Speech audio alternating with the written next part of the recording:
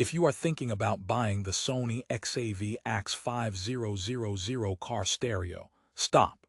You need to see this first. This is the honest review no one is giving you, and I am about to expose the real problems that could ruin your driving experience. I installed this unit in my own car, so I know exactly what you are getting into. It promises a seamless touchscreen, Apple CarPlay, and Android Auto. But here is what surprised me after weeks of use. The frustrations are real and they are not small. For the best price, click the link in the description. Let me be clear from the start. I am not here to just bash Sony. This unit has a 4.5-star rating on Amazon for a reason. The 6.95-inch bezel-less screen is genuinely beautiful. The 500 seed M2 brightness means it is readable in direct sunlight. Setting up Apple CarPlay or Android Auto is mostly plug-and-play, and having dual USB ports is incredibly convenient. On paper, and for the first hour, this feels like a premium upgrade.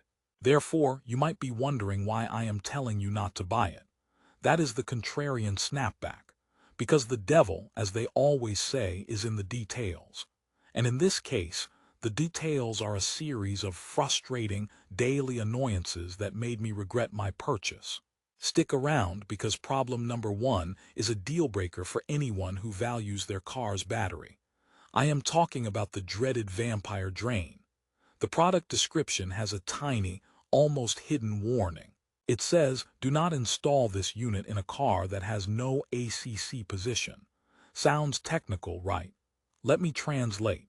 If your car's ignition does not have a dedicated accessory position, this stereo might never fully turn off. It will sit there, sucking power from your battery like a digital mosquito while your car is parked. I learned this the hard way. I came out to a completely dead car after just 2 days. Now, not every car will have this issue, but if yours does, you are looking at a potential nightmare. Therefore, that beautiful screen comes with a hidden cost. And speaking of cost, this is not a cheap unit.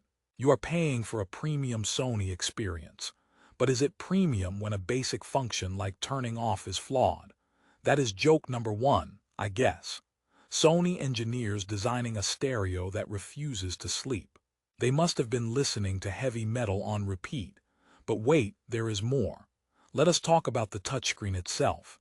It is a capacitive touchscreen, which is great. It feels modern and responsive. However, the quick access key panel along the bottom, those physical buttons for home, volume, and menu, they are a complete afterthought. They are small, they are not backlit in a meaningful way, and trying to find them by feel while driving is like playing a game of blind man's bluff on the highway. You will be stabbing at the dark plastic, missing the button, and accidentally hitting the screen. It defeats the entire purpose of having physical buttons for safety. Therefore, you are forced to use the touchscreen for everything, which brings us to the next major headache. The user interface, or how you actually navigate this thing, is sluggish. There is a noticeable lag when switching between menus, especially when using the built-in sources like radio or settings. It is not the smooth, instant response you expect from a modern device. You tap, you wait a half second, and then it reacts. In 2023, that feels ancient. It is like the processor is taking a coffee break between your commands. This is especially frustrating when you are trying to quickly change a song or input while driving. You need focus, not patience. But the problems do not stop at the hardware. Let us dive into the software experience with Apple CarPlay and Android Auto. Here is the twist. When you are plugged in and using CarPlay or Android Auto, the experience is mostly good. It is your phone's interface on a big screen. But the moment you want to do anything outside of those apps, you hit a wall. Want to adjust the equalizer or a sound setting while CarPlay is active? Tough luck. You often have to disconnect or go through a clunky series of steps. The integration is not seamless. It feels like 2 separate devices awkwardly sharing a screen. And the audio level adjustment, which Sony boasts can go from -8 dB to +18 dB, is buried in menus that are not accessible from all modes. Therefore, what you have is a unit that relies entirely on your phone to be smart, while its own brain is kind of slow. That is joke number 2. This stereo is the high school athlete who peaked early and now just rides on its phone's reputation. Let us get into the sound. This is a Sony, so you would expect audio to be a highlight, and it can be. The power output is decent, but the built-in equalizer and sound shaping tools are surprisingly basic. For an audiophile who wants to fine-tune every frequency, you will be disappointed. It is good, not great.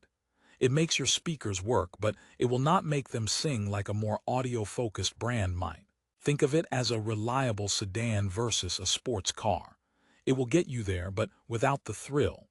However, I need to rehook you here, because maybe you are thinking, I can live with some lag and weird buttons if the core features work. So what is the absolute worst part, the deal breaker for me?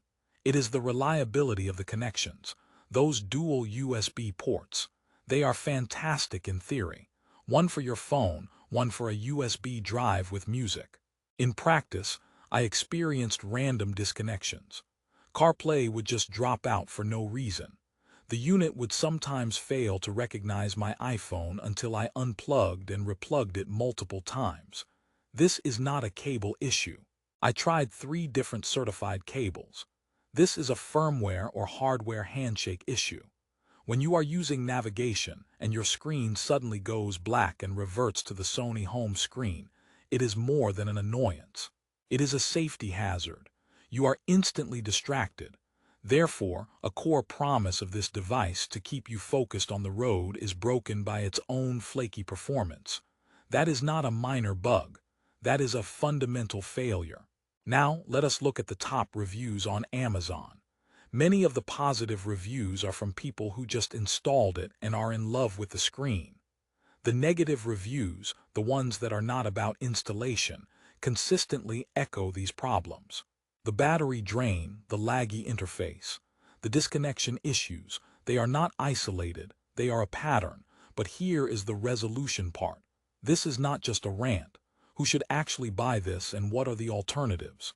If your car has a clear ACC ignition position, and you have confirmed with your installer this will not drain your battery, you have cleared the biggest hurdle. If you plan to use only CarPlay or Android Auto and never touch the Sony interface, you can tolerate the lag. If you never use USB drives and only need one port for your phone, you might avoid the disconnection gremlins. In that very specific scenario, the XAV-AX5000 offers a nice, big screen with good sunlight visibility. That is a lot of ifs. For everyone else, the problems outweigh the benefits. Therefore, what should you do?